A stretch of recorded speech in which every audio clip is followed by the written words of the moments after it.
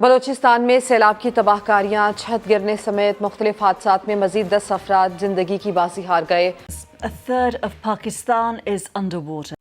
Pakistan calls it a climate-induced humanitarian crisis of epic proportions as over 30 million people are affected by unprecedented flooding. बिस्मिल्लाहिर्रहमानिर्रहीम, अस्सलाम वालेकुम दोस्तों।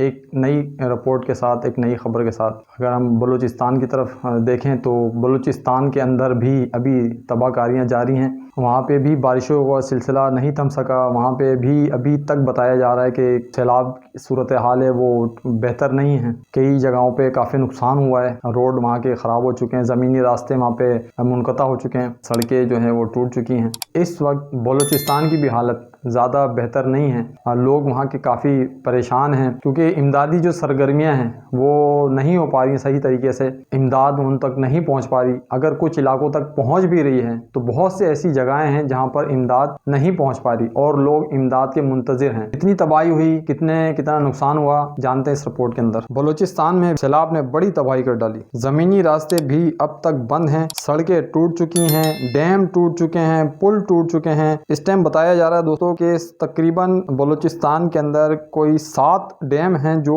टूट चुके हैं और स्कूल भी एक हफ्ते के लिए बंद कर दिए हैं। ज़ियारत और कई अजला के इलाकों में पानी ही पानी है। नसीबुल्लाह वज़ीर तालीम बलूचिस्तान, इनका कहना है कि लोगों को स्कूलों में रखा जा रहा है। वादी बोलान में सब कुछ बर्बाद हो गया है। आवाम अपना सामान रोड पर रखने पर मजबूर हो गए हैं। दोस्तों बताया जा रहा है कि मच में मकान की छत गिरने से 5 अफराद हलाक हो गए और सरकारी रिपोर्ट के मुताबिक 127 अमवात की तस्दीक कर दी गई है। काफी लोग सैलाब में जख्मी भी हुए। इधर पीडीएम का कहना है कि 70 से 75 अफराद जख्मी हुए। 20 लाख और 80 हजार एकड़ के करीब जमीन पे खड़ी फसलें तबाह हो गई हैं। बलूचिस्तान में अभी भी बारिशें हो रही हैं और बारिश और सैलाब से बागात भी बह गए हैं, सेब के बागात भी बह गए हैं और बलूचिस्तान की सूरत हाल तो बड़ी क्रिटिकल सूरत हाल है, बड़ी खराब कंडीशन है। और इस वक्त ना लोगों को वहाँ पर और ना किसी किस्म की कोई खुराक उनको दी जा रही है। जिस तरह का सैलाब आया है, जिस तरह वहाँ पे फसलें तबाह हुई हैं, जिस तरह वहाँ पे पुल